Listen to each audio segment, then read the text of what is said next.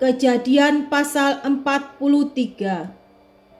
Saudara-saudara Yusuf pergi ke Mesir untuk kedua kalinya. Tetapi hebat sekali kelaparan di negeri itu. Dan setelah gandum yang dibawa mereka dari Mesir habis dimakan, berkatalah ayah mereka, "Pergilah pulau membeli sedikit bahan makanan untuk kita."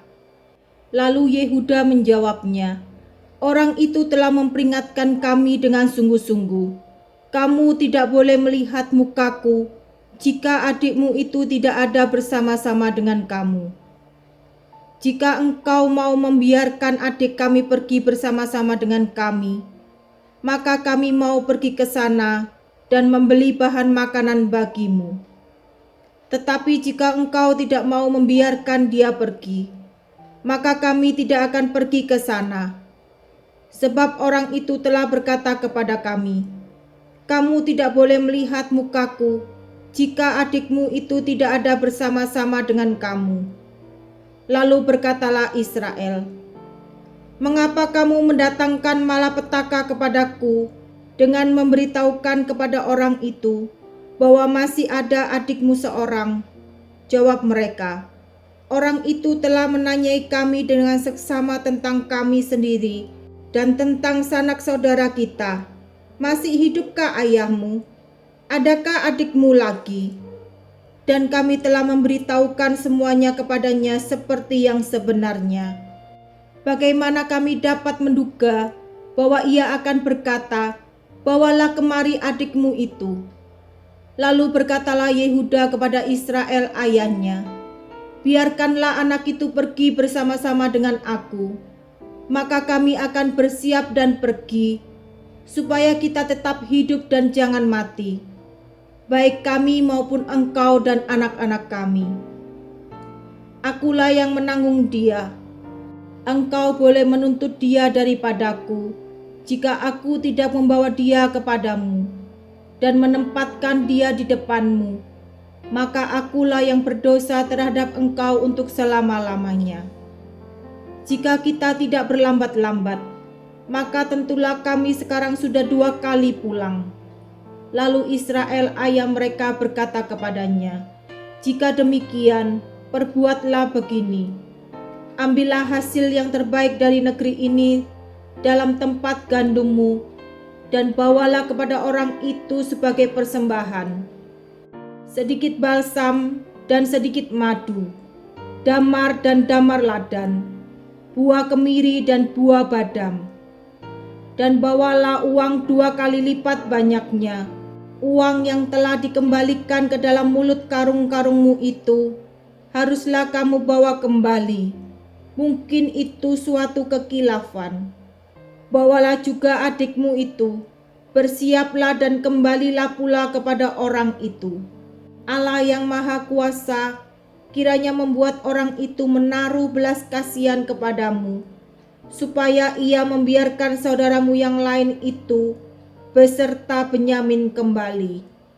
Mengenai aku ini, jika terpaksa aku kehilangan anak-anakku, biarlah juga kehilangan.' Lalu orang-orang itu mengambil persembahan itu dan mengambil uang 2 kali lipat banyaknya, beserta Benyamin juga. Mereka bersiap-siap dan pergi ke Mesir. Kemudian berdirilah mereka di depan Yusuf.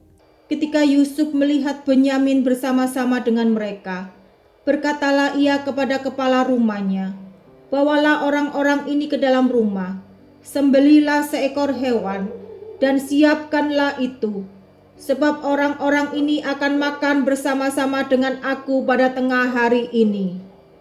Orang itu melakukan seperti yang dikatakan Yusuf, dan dibawanyalah orang-orang itu ke dalam rumah Yusuf.